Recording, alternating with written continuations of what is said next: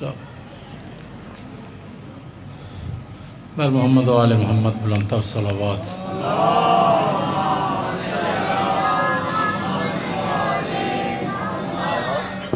بار دیگر بلندتر صلوات.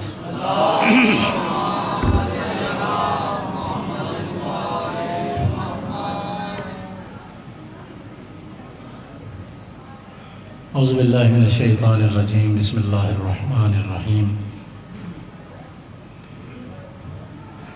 الحمدللہ رب العالمین والصلاة والسلام علی اشرف الانبیاء والمرسلین الرسول النبی الامی الہاشمی سیدنا و شفیعنا ابی القاسم المصطفیٰ محمد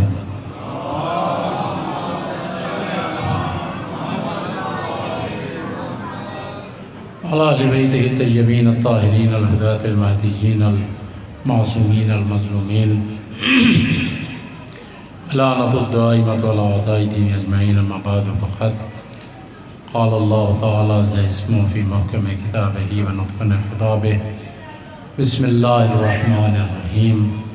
وما خلقت الجن والانس الا لیعبدون. صلوات پڑھیں مل کے سارے.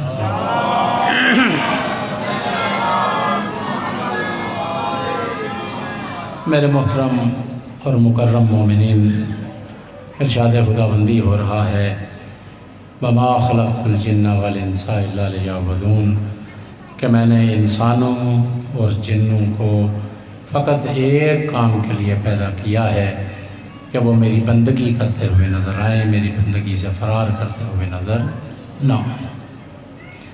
2-3 دن روز سے میں گزارش کر رہا ہوں کہ آیت 2 چیزوں کو بڑے واضح طور پہ بیان کر رہی ہے کہ انسانوں کا خالق اللہ ہے اور مقصد تخلیق انسانی عبادت خدا ہے. یہ مقصد پورا نہیں ہو سکتا جب تک کہ انسان عبادت کے مفہوم کو نہ سمجھتا ہو کہ عبادت ہے کیا. بندہ پہلے سمجھے گا اور سمجھنے کے بعد پھر اس مقصد کو پورا کرنے کی کوشش کرتا ہوا نظر آئے گا. کسی مومن سے پوچھیں کہ عبادت کیا ہے تو میرا خیال ہے کہ جواب یہی ہوگا کہ وہ کہے گا کہ نماز پڑھنا عبادت ہے، روزہ رکھنا عبادت ہے، حج کرنا عبادت ہے. اس کے علاوہ اور عزادار ہے تو وہ کہے گا عزاداری کرنا عبادت ہے، مجلس میں آنا عبادت ہے. میرے بھائیو، یہ عبادت نہیں، عبادت کے اجزاء ہیں. عبادت کی کوئی ایسی معنی اور جامع تعریف کہ جس کے بعد پھر ہمیں پتہ چلے کہ کیا کیا چیز عبادت بنتی ہے. نماز بھی عبادت کا جز ہے، روزہ بھی عبادت کا جز ہے، مگر عبادت کسے کہتے ہیں؟ میرے بھائیو یاد رکھیں کہ مرضی مولا کو مد نظر رکھتے ہوئے، اللہ کی مرضی اور اللہ کی منشا کو مد نظر رکھتے ہوئے کسی کام کو کرنا یا کسی کام سے رک جانا عبادت پروردگار بن جائے گا. اللہ کس کام کے کرنے پہ راضی ہے اسے کرنا عبادت خدا ہے، اور اللہ کس چیز کو ناپسند کرتا ہے اس سے رک جانا عبادت پروردگار ہے. لہٰذا عبادت فقط نماز و روزے تک جو ہے وہ محدود نہیں ہے، بلکہ اس تعریف کو اپنے ذہن میں رکھیں تو پھر یاد رکھیں کہ اگر مومن جو ہے وہ اللہ کی مرضی کو مد نظر رکھ کے پھر وہ سانس بھی لے گا تو اللہ اسے عبادت میں شمار کر لیا کرتا ہے. تو لہٰذا عبادت کے مفہوم کو اپنے ذہن میں رکھیں کہ اللہ نے عبادت کے لیے پیدا کیا ہے. پھر میں نے گزارش کی تھی کہ اللہ نے جیسے کہا ہے کہ میں نے انسانوں کو عبادت کے لیے خلق کیا. اللہ نے ہمیں انسان بنایا اور ہر انسان کو اللہ نے 6 زندگیاں عطا کی ہیں، سوائے حضرت آدم کے اور سوائے حضرت عیسیٰ کے. 6 زندگیاں اللہ نے ہر انسان کو عطا کی ہیں. کھرب ہا انسانوں کو اللہ نے 6 زندگیاں عطا کی ہیں. ارب ہا انسان آج تک گزر چکے، ارب ہا انسان اس وقت موجود ہیں، ارب ہا انسان قیامت تک آئیں گے. کھرب ہا انسان کو اللہ نے 6 زندگیاں عطا کی ہیں، لیکن اگر کرسی صدارت پہ نظر آتے ہیں تو یا مصطفیٰ نظر آتے ہیں یا مرتضیٰ نظر آتے ہیں۔ جیسی زندگیاں اللہ نے ان کو عطا کی ہیں وہ کائنات میں ویسی زندگیاں کسی اور کے پاس نہیں ہے۔ ان کی زندگی میں جیسی رحمت اور ہر زندگی میں جیسا کمال اللہ نے ان ہستیوں کو عطا کیا ہے وہ کائنات میں کسی کو عطا نہیں کیا۔ عالم زر کی زندگی میں میں نے کچھ کمالات اور کچھ فضائل ان کے بیان کیے تھے، اور میں 2-3 منٹ میں عالم زر کی 1-2 بات کر کے پھر میں آگے بڑھ جانا چاہتا ہوں۔ اور میں یہ دعویٰ ہر روز شاید دہراتا رہوں کہ جو سرداری اللہ نے ہر زندگی میں انہیں عطا کی ہے وہ کائنات میں کسی کو عطا نہیں کی، اور ہر روز میں اس لیے دہراتا رہا ہوں گا تاکہ جو دعویٰ کر رہا ہوں اس کی دلیل بھی میں آپ کے سامنے پیش کر سکوں۔ عالم زر کی زندگی کا کہا تھا تو عالم زر میں سرداری میں نے ان کی آپ کے سامنے پیش کی ہے۔ میرے بھائیو، عالم زر میں اللہ نے اپنی ربوبیت کا عہد لیا اور دنیا کو کہا کہ وہاں پہ بھی لوگوں کو الستو بربکم، کیا میں تمہارا رب نہیں ہوں؟ اقرار اور عہد لینے کے بعد دنیا میں بھی کہا ہے کہ میرے سوا تم نے کسی کو رب نہیں ماننا، ہم نے اسی کو رب ماننا ہے۔ اور علی ابن ابی طالب صلوات پڑھنے ایک دفعہ مل گیا، ارشاد فرماتے ہیں الہی کفا بعزن ان اکون لک عبدا، اے میرے اللہ علی کی عزت کے لیے یہی کافی ہے کہ علی تیرا بندہ ہے۔ الہی کفا بعزن ان اکون لک عبدا وکفا بفخرا ان تکون لی ربا، اے میرے اللہ علی کے فخر کے لیے اتنا ہی کافی ہے کہ علی تیرا بندہ ہے، اور علی کے ناز کے لیے اتنا ہی کافی ہے کہ تو علی کا رب ہے، تو علی کا رب ہے۔ علی کے ناز کے لیے اتنا ہی کافی ہے کہ تو علی کا رب ہے۔ انت کما احب فاجعلنی کما تحب، اے میرے اللہ علی اقرار کرتا ہے کہ جیسا رب علی چاہتا تھا تو ویسا ہی ہے، اب علی کو ویسا بندہ بنائے رکھنا جیسا تو علی کو بندہ دیکھنا چاہتا ہے۔ وہاں پہ عہد کیا کہ اللہ رب ہے، اور یہاں پہ اس دنیا میں بھی اللہ نے لازم قرار دیا کہ ہر بندہ جو ہے وہ اس کو رب مانتا ہوا نظر آئے۔ دوسرا عہد عالم زر میں لیا پیغمبر خدا کی رسالت کا، اور اس کے بارے میں بھی کل میں نے بیان کیا تھا کہ یہاں پہ بھی قرآن میں سینکڑوں آیات پیغمبر کی رسالت کا اقرار کرنے کے لیے بندوں کو مجبور کرتی ہوئی نظر آتی ہیں، اور اللہ نے لازم قرار دیا کہ میری ربوبیت کے ساتھ ساتھ میرے حبیب کی رسالت کا اعلان کرنا تمہارے لیے ضروری ہے، وگرنہ نہ تمہیں کبھی کوئی نماز فائدہ دے سکتی ہے نہ کوئی اور عبادت فائدہ دے سکتی ہے۔ پیغمبر خدا کو اللہ کا رسول ماننا، اور پھر رسول ماننے کے ساتھ کائنات کا سب سے بڑا حکیم ماننا، سب سے بڑا اللہ کا حبیب ماننا، کائنات کا سب سے بڑا معصوم ماننا، کائنات میں سب سے بڑا نبی ماننا، اور یہ ماننا کہ یہ وہ ذات ہے کہ جس کے سامنے علی جیسا مولا بھی آتا ہے اور آ کے وہ کہتا ہوا نظر آتا ہے کہ اے اللہ کا حبیب، علی تیرے غلاموں میں سے ایک غلام ہونے پہ ناز کرتا ہوا نظر آتا ہے۔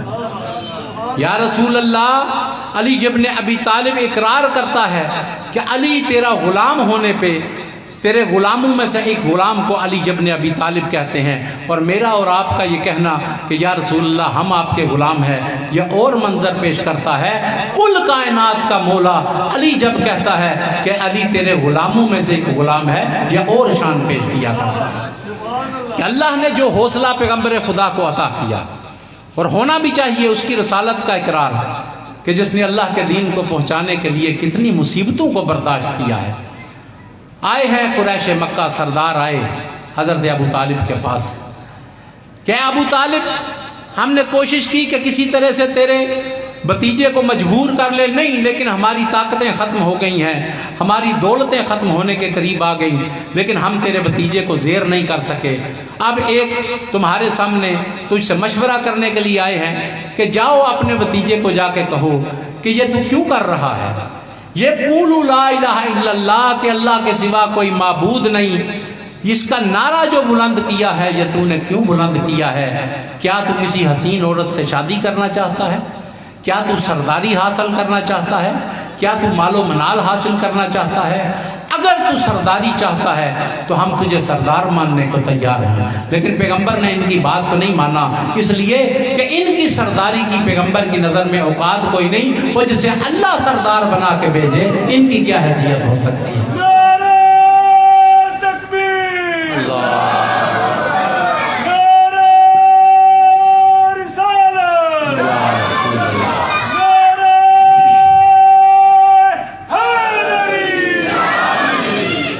اگر سرداری چاہتے ہو تو سرداری دینے کو تیار ہے. اگر کسی عورت سے شادی کرنا چاہتے ہو تو شادی کروانے کو تیار ہے. اگر مال و منال چاہتے ہو تو سونے چاندی کے ڈھیر تیرے قدموں میں لگانے کے لیے تیار ہیں. حضرت ابو طالب نے سنا، جانتے تو تھے، مگر ان کی بات کو سن کے روایت کہتی ہے حضرت ابو طالب آئے ہیں حضور کے پاس اور آ کے کہا کہ سردار مکہ یہ کہہ رہے ہیں، پیغمبر خدا نے دیکھا کہ کہہ رہے ہیں کہ مال و دولت چاہتے ہو تو دے دیتے ہیں، یا اللہ کی توحید کی گواہی دینا بند کر دو. پیغمبر خدا نے دیکھا اور اپنے دونوں ہاتھوں کو اٹھایا.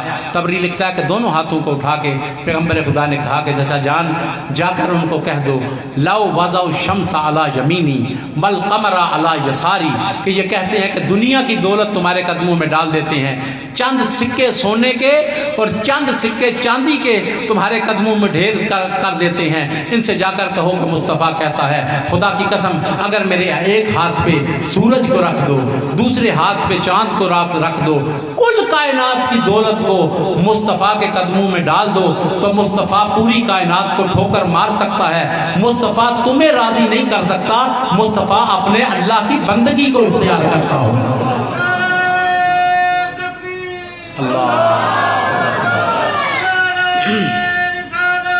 یا رسول اللہ، تمہاری مرضیوں کو چلنے کے لیے مصطفیٰ دنیا میں نہیں آیا ہے، بلکہ جس نے منصب عطا کر کے دنیا میں بھیجا ہے مصطفیٰ اس کی بندگی کرنے کے لیے آیا. بس چلے گئے ہیں واپس. اور اس کے بعد دوسرا اقرار پیغمبر خدا کا لینے کے بعد تیسرا اقرار عالم ذر میں علی سے لے کر امام مہدی کی امامت کا لیا کہ اگر نجات حاصل کرنا چاہتے ہو تو علی کو بھی امام ماننا ہوگا، نسل علی کو بھی امام ماننا ہوگا. اور اس نیت کے ساتھ اور اس ارادے کے ساتھ کہ فقط پیغمبر کو نہیں ماننا. اور میرے بھائیو میں حیران رہ جاتا ہوں کہ کیسا عظیم گھرانہ اللہ نے دنیا میں یہ خلق کیا ہے، کیسا عظیم گھرانہ اللہ نے دنیا میں یہ خلق کیا ہے. اور میں کہا کرتا ہوں کہ خوش قسمت ہیں شیعہ کہ اللہ نے آپ کو ایک ہادی معصوم عطا نہیں کیا ہے، 14 ہادی معصوم عطا کر دیا.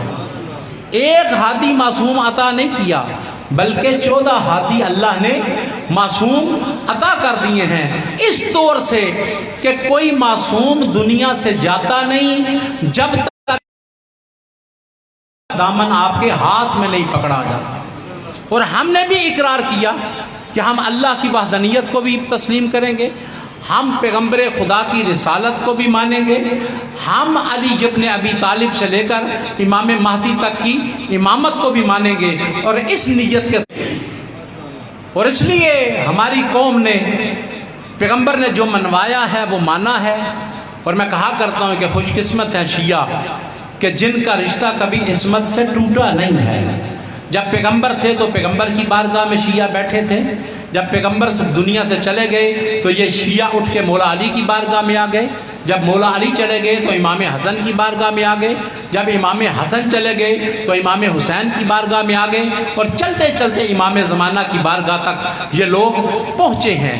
اور اہل بیت کے چاہنے والے شروع سے یہ مانتے تھے کہ پہلا بھی محمد ہے، آخری بھی محمد ہے، یہ سارے کے سارے محمد ہوا کرتے ہیں. اور اس میں کوئی سن و سال کی بھی کوئی قید نہیں کہ 40 سال سے اوپر ہو جائے تو پھر ان میں پیغمبر خدا والی خصوصیات آتی ہیں، تو چھوٹے بچے ہوں تو پھر نہیں ہوتی. نہیں میرے بھائیوں، ایسی کوئی بات نہیں ہے. امام محمد باقر علیہ السلام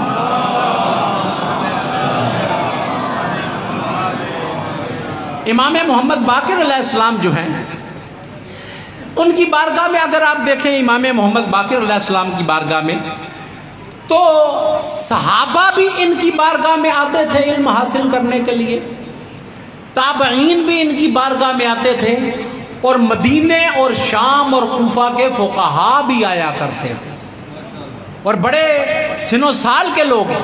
جناب جابر کو اگر آپ دیکھیں، جناب جابر بن عبداللہ انصاری پیغمبر خدا کے صحابی ہیں. جناب جابر بن عبداللہ انصاری پیغمبر خدا کے صحابی ہیں، بزرگ صحابی ہیں.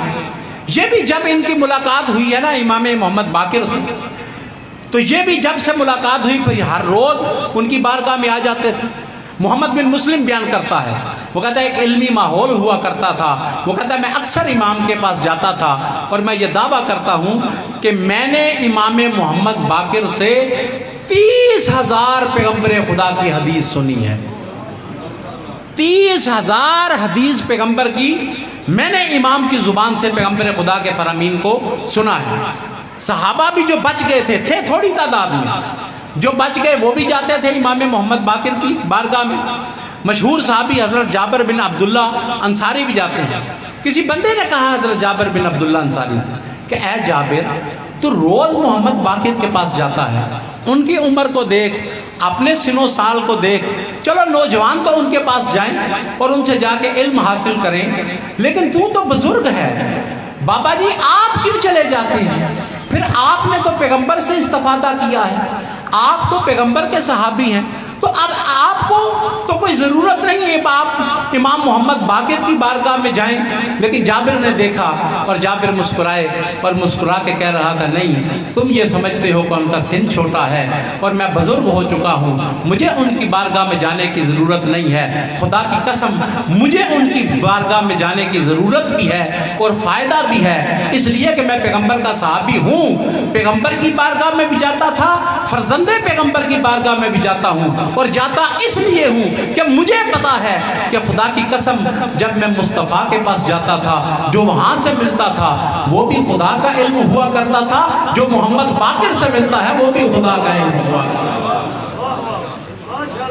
جو اس امام سے ملتا ہے وہ بھی محمد باقر سے جو علم ملتا ہے وہ بھی خدا کا علم ہے.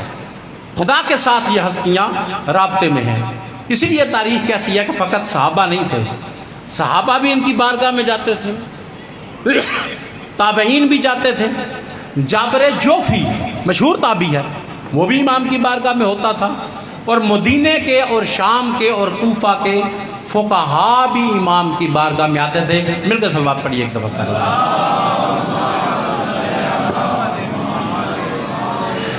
اور اگر ان فقہا کے نام آپ پڑھیں نا تو ان فقہا کو جہاں تک میں سمجھتا ہوں کہ ہم کم مانتے ہیں، ہمارے بھائی ان کو زیادہ مانتے ہیں. یعنی جو امام کے پاس آتے تھے وہ بہت سارے لوگ تھے، ان میں سے اکثر وہ لوگ تھے کہ جن کے ساتھ ہمارے بھائی لفظ امام کو لگاتے ہیں. امام ابن مبارک یہ امام کی بارگاہ میں، امام زہری ہمارے بھائی کہتے ہیں امام زہری یہ امام کی بارگاہ میں، امام اوزائی یہ امام کے پاس آ کے درس حاصل کرتے ہیں، امام ابو حنیفہ وہ امام محمد باقر کی بارگاہ میں آیا کرتے تھے، امام مالک یہ بھی امام کی بارگاہ میں آیا کرتے تھے. اور میں کہا کرتا ہوں کہ دنیا جن کو امام ماننے میں ناز کرتی ہوئی نظر آتی ہے اور انہیں بار بار امام کہتی ہے، وہ امام محمد باقر کا شاگرد کہلانے پہ ناز کرتے ہیں. اللہ اکبر یا رسول اللہ.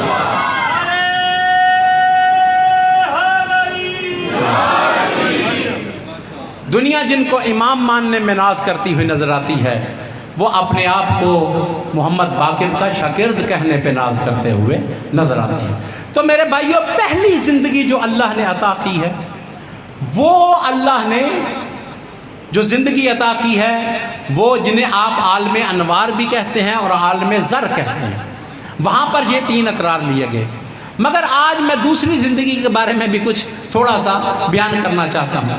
پہلی زندگی جو اللہ نے آپ کو بھی عطا کی، مجھے بھی عطا کی ہے، وہ ہے عالم زر کی زندگی. اور وہاں پہ ہم نے دیکھا کہ سردار نظر آئے تو یا محمد نظر آئے یا آل محمد نظر آتے ہیں.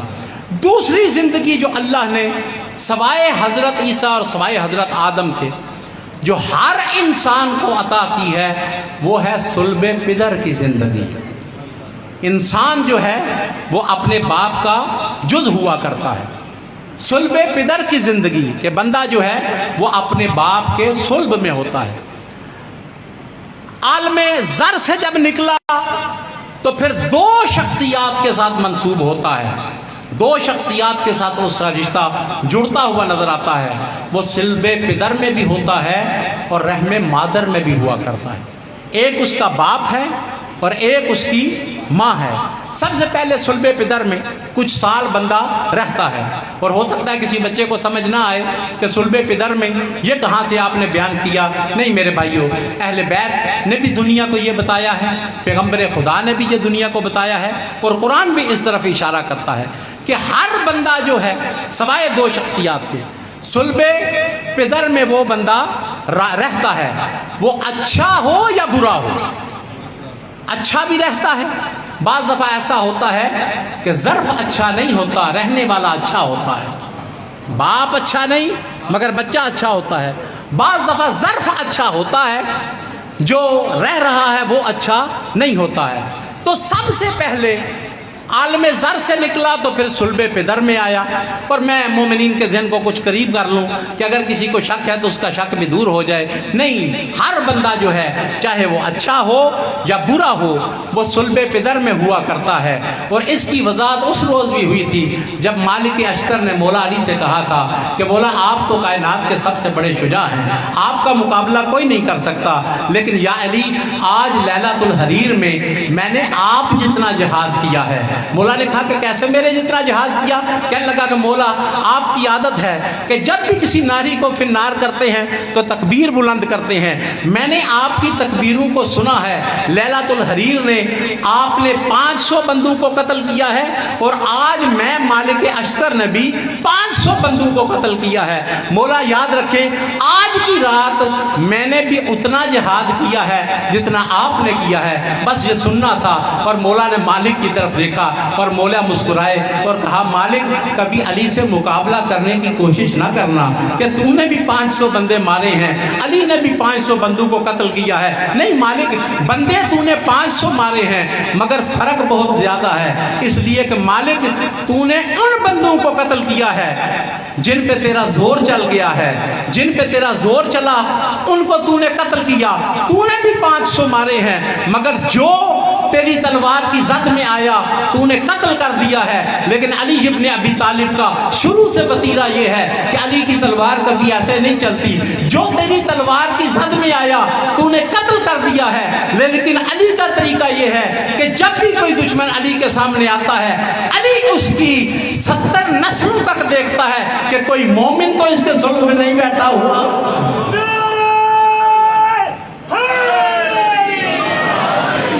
کوئی مومن تو اس کے صلب میں نہیں ہے. اگر اس کے صلب میں کوئی مومن ہوتا ہے تو علی اس مومن کے صدقے میں اس بدبخت کو چھوڑ دیا کرتا ہے.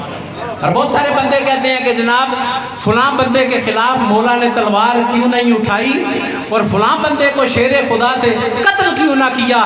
اس لیے کہ اس کے صلب میں کوئی نہ کوئی مومن بیٹھا تھا. علی نے اس مومن کے صدقے میں اس بدبخت کو قتل نہیں کیا. لہذا صلب پدر، برے بندے بھی صلب میں ہوتے ہیں اور اچھے بھی صلب میں ہوتے ہیں. برے بندے بھی صلبوں میں ہوا کرتے ہیں. بعض دفعہ صلب اچھا ہوتا ہے، رہنے والا بندہ اچھا نہیں ہوتا. بعض دفعہ صلب برا ہوتا ہے، جو اس سے نکلتا ہے تو وہ مومن نکلتا ہے. بعض دفعہ صلب بھی برا ہوتا ہے، وہ بندہ بھی برا ہوا کرتا ہے. سب سے برا تو وہ ہے نا کہ جس کا ظرف بھی برا اور وہ بندہ خود بھی برا ہے.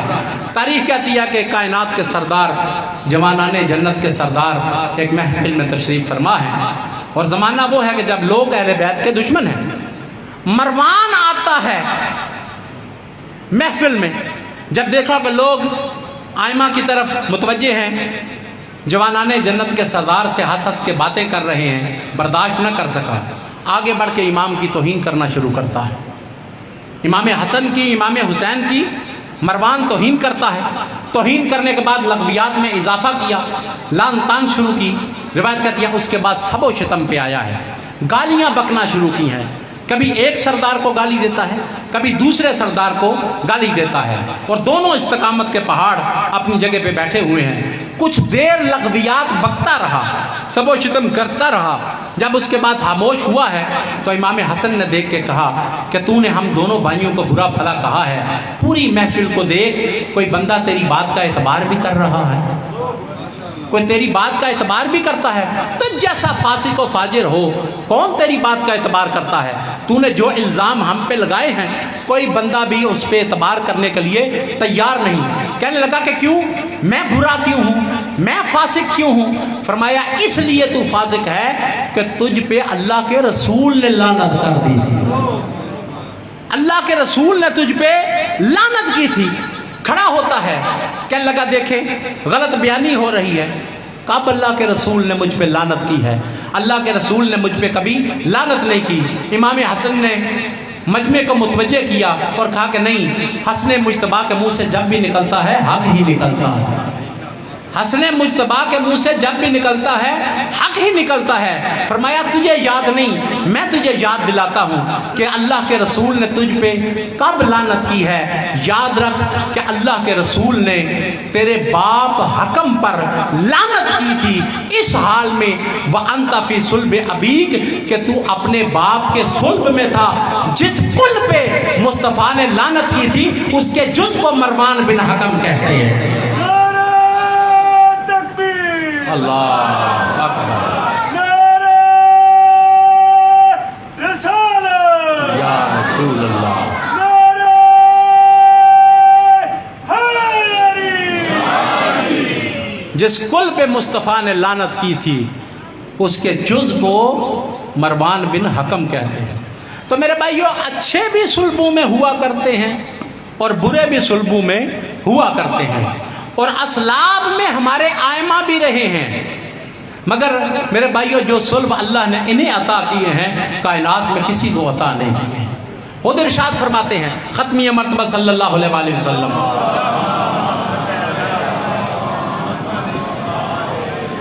ارشاد فرماتے ہیں پیغمبر خدا، فرماتے ہیں دنیا والوں یاد رکھو کہ اللہ نے ہم محمد و آل محمد کو ہمیشہ پاک اسلاب سے پاک ارحام کی طرف منتقل کیا۔ میں اس کی وضاحت میں روایت کو پڑھ دیتا ہوں۔ ایک شخص آیا پیغمبر خدا کے پاس، صلوات پڑھیں ایک دفعہ مل کے ساتھ۔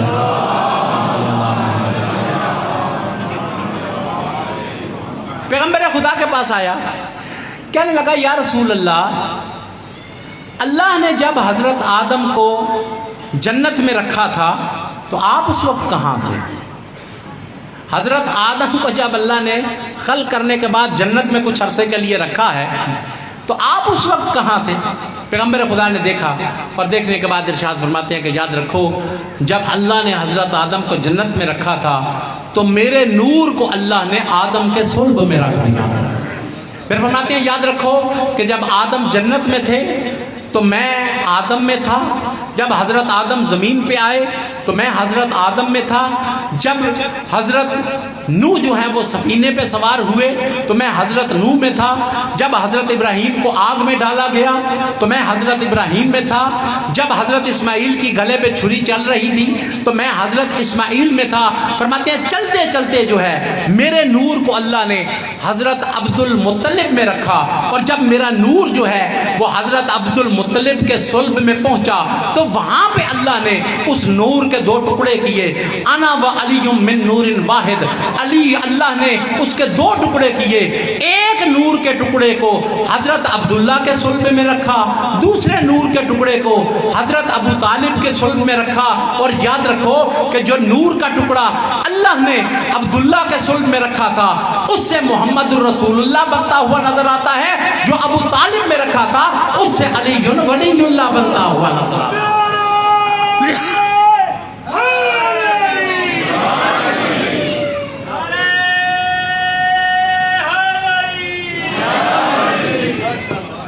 جس نور کو اللہ نے حضرت عبداللہ میں رکھا اس سے محمد الرسول اللہ بنتا ہوا نظر آتا ہے، ایک ہی نور کے دو ٹکڑے ہیں۔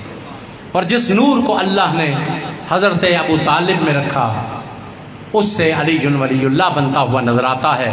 اور ان دونوں کو اللہ نے وہ مقام عطا کیا کہ جو محمد الرسول اللہ کا دشمن ہو جاتا ہے اللہ اسے کافر قرار دیتا ہے، اور جو علی ولی اللہ کا دشمن ہو جاتا ہے اللہ اسے منافق قرار دیتا ہے۔ یہ دو نور کے ٹکڑے جو ہیں یہ بھی صلبوں میں رہے ہیں، اور میں نے آپ کے سامنے بیان کیا ہے کہ سب سے بہترین صلب جو عطا ہوئے ہیں وہ ان ہستیوں کو عطا کیے گئے ہیں۔ پھر اس کے آگے کا مرحلہ ہے کہ صلب میں رہنے کے بعد پھر وہ انسان کو اللہ بطن مادر کی زندگی عطا کرتا ہے۔ ہر انسان چاہے وہ معصوم ہو یا غیر معصوم ہو، باپ کے ساتھ بھی تعلق ہوتا ہے اور اس کا اپنی ماں کے ساتھ بھی تعلق ہوتا ہے، باپ کے صلب میں، اور اس کے بعد جو ہے وہ پھر اپنی ماں کے بطن میں بھی آ کر وہ رہتا ہے۔ اس لیے کہ میرے بھائیوں، باپ کا بھی بندے پہ اثر ہوتا ہے اور ماں کا بھی اثر ہوتا ہے۔ جس باپ میں بچہ کچھ سالوں کے لیے رہتا ہے تو اس باپ کا بھی اثر ہوتا ہے، اور جس ماں میں بھی رہتا ہے اس ماں کا بھی اثر ہوتا ہے۔ بچے کے آخرت کی کامیابی کے لیے 3 چیزیں ہیں۔ ایک ہے کہ اس کا باپ کیسا ہے، ایک ہے کہ اس کی ماں کیسی ہے، اور تیسری چیز یہ ہے کہ اس کی تربیت کیسی ہوئی ہے۔ بعض دفعہ باپ کا اثر زیادہ ہوتا ہے تو بچہ باپ پہ چلا جاتا ہے، بعض دفعہ ماں کا اثر زیادہ ہوتا ہے تو بچہ جو ہے وہ ماں پہ چلا جاتا ہے، اور بعض دفعہ تربیت کا اثر ہوتا ہے، نہ بچہ ماں پہ رہتا ہے نہ بچہ باپ پہ رہتا ہے۔ بعض دفعہ باپ کا بھی تو اثر ہے نا، اور بعض دفعہ بندے حیران رہتے ہیں کہ حضرت نوح کا بیٹا گمراہ کیسے ہو گیا؟ نبی کا بیٹا تھا، صلب تو بڑا اچھا ہے، نبی کا بیٹا حضرت نوح کا بیٹا جہنمی کیسے ہو گیا، گمراہ کیسے ہو گیا؟ بس اس کا جواب یہی ہے کہ اگر باپ کا اثر ہوتا ہے تو اثر ماں کا بھی ہوا کرتا ہے۔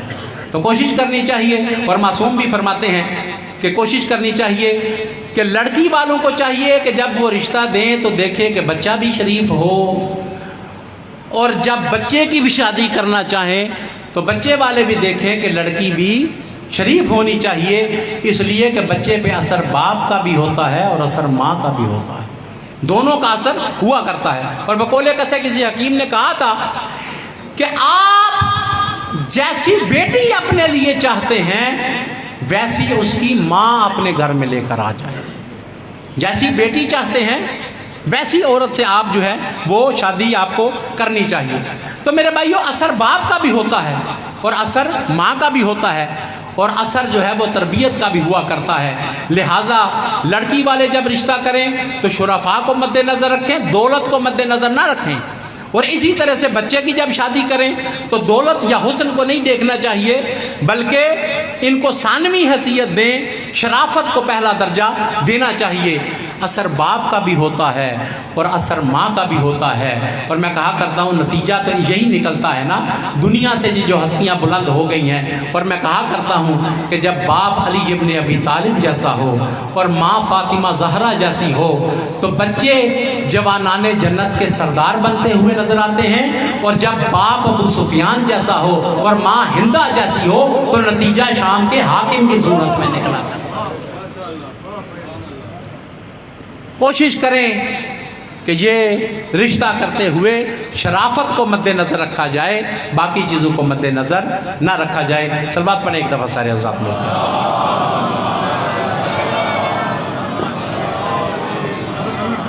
بس میرے بھائیوں، قبلہ تشریف لے آئے، میں تھوڑا سا مصائب بھی آپ کے گوش گزار کر دوں۔ میرے بھائیوں، بہت ساری ہستیاں امام حسین کو قیام سے روکنے کے لیے آئی ہیں، اور روکنے والوں میں کچھ لوگوں کی نیت اچھی نہیں تھی، مگر کچھ لوگوں کی نیت بڑی اچھی تھی، مگر ظاہر ہے کہ ہر بندے کی وہ معرفت نہیں ہو سکتی جو کائنات کے امام کی ہوا کرتی ہے۔ مولا حسین کو روکنے کے لیے بہت سارے لوگ آئے ہیں، کچھ کی اچھی نیت نہیں تھی، مگر کچھ مخلص بھی تھے، کچھ محبت کرنے والے بھی تھے۔ ان محبت کرنے والوں میں سے ایک بھائی ہے مولا حسین کا جس کا نام محمد ابن حنفیہ ہے، کہ جب محمد نے سنا ہے نا کہ میرا بھائی یزید کے خلاف قیام کرنا چاہتے ہیں روایت کہتی ہے کہ جناب محمد ابن حنفیہ رات کا وقت تھا، مولا حسین کے پاس آئے ہیں اور کہا کہ مولا میں نے سنا ہے کہ آپ یزید کے خلاف قیام کرنا چاہتے ہیں، مولا میں آپ کو مشورہ دیتا ہوں اس کمینے کے خلاف قیام نہ کریں، اس لیے کہ اس کو کسی کا شرم و حیا نہیں، اگر آپ قیام کریں گے مددگار نہیں ہے، یہ آپ کو شہید کر دے گا۔ محمد ابن حنفیہ آپ کی جدائی کو برداشت نہیں کر سکتا، بار بار کہتے ہیں کہ مولا میں آپ کو یہی کہتا ہوں کہ آپ قیام نہ کریں۔ بس عزادارو، جب مولا نے سنا ہے نا کہ محمد جو ہے وہ چاہتا ہے میں قیام نہ کروں، تو پھر مولا نے دیکھ کے کہا کہ محمد اگر میں قیام نہ کروں تو پھر کیا کروں؟ کہنے لگا مولا میں چاہتا ہوں کہ آپ مکے کی طرف چلے جائیں، اس لیے کہ اللہ نے اسے امن کی جا بنایا ہے، وہاں پہ امن و امان ہے، آپ مکے میں جا کر قیام کر لیں، وہاں پہ آپ کی جان بچ سکتی ہے۔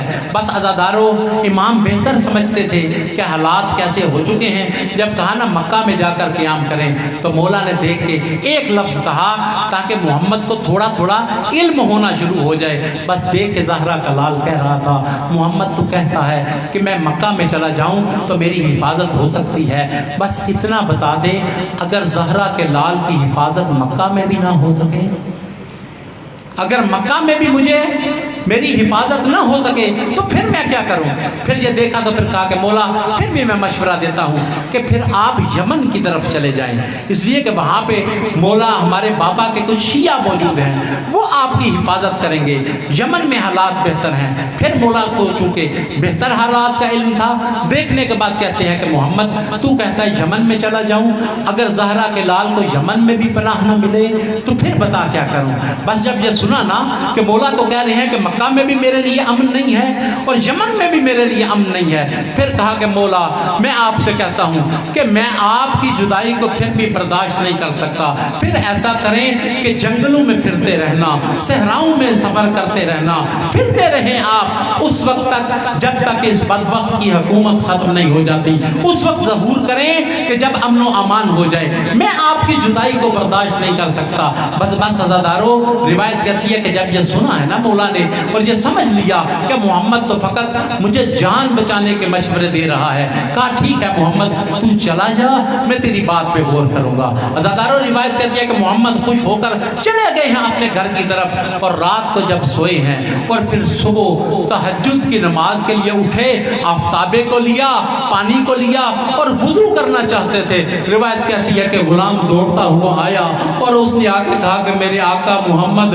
آپ تو تہجد کے لیے وضو کر رہے ہیں، زہرا کے لال نے تیاری کر لی ہے، وہ جانے کے لیے تیار ہیں۔ عزادارو، یہ سننا تھا، محمد سنبھل نہیں سکے، آفتابے کو پھینکا ہے اور بھاگے ہیں اس طرف کہ جہاں پر امام کا قیام تھا۔ بس عزادارو، آپ جب پہنچے ہیں نا، جا کے دیکھا تو منظر کیا تھا، امام اپنے گھر سے باہر تشریف لے آئے تھے، قافلہ بالکل تیار تھا اور سب سے اگلے اونٹ پہ زہرا کا لال سوار ہے۔ بس عزادارو، روایت کرتی ہے محمد نے آگے بڑھ کے اس اونٹ کی مہار کو پکڑ لیا ہے اور دستے ادب کو جوڑ کے کہا مولا کیا آپ نے مجھ سے وعدہ نہ کیا تھا کہ آپ میری بات پہ غور کریں گے، آپ میرے مشورے پہ غور کریں گے، پھر مجھے بتائے بغیر کیوں سفر کرنا چاہتے ہیں؟ بس عزادارو، یہ سننا تھا، مولا نے دیکھ کے کہا کہ محمد ہاں میں نے تجھ سے وعدہ کیا تھا کہ میں تیری بات پہ غور کروں گا، لیکن محمد میری بھی بڑی مجبوری ہے، میں کیا کرتا؟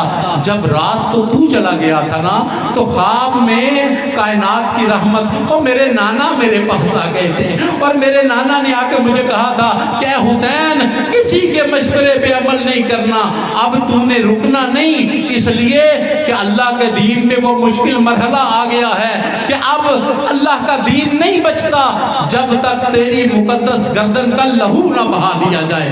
ان اللہ قد شاء یرانی قتیلا، اب اللہ کا دین نہیں بچتا اور جب تک میری گردن کا لہو نہ بہا لیا جائے، اب منزل وہ آ گئی ہے۔ بس عزادارو، روایت کہتی ہے کہ محمد نے جب سنا نا وہ یہ تو اللہ کے رسول کا حکم آیا ہے، بس محمد جھجک کے 2 قدم پیچھے پیچھے ہٹا ہے اور کہنے لگا فرزند رسول اب کیسے روکوں، اب تو آپ کو اللہ کے رسول نے حکم دے دیا ہے۔ بس عزادارو بکا بکان شدیدہ، سخت گریہ کر رہا ہے محمد کہ میرا مولا مجھ سے جدا ہو رہا ہے۔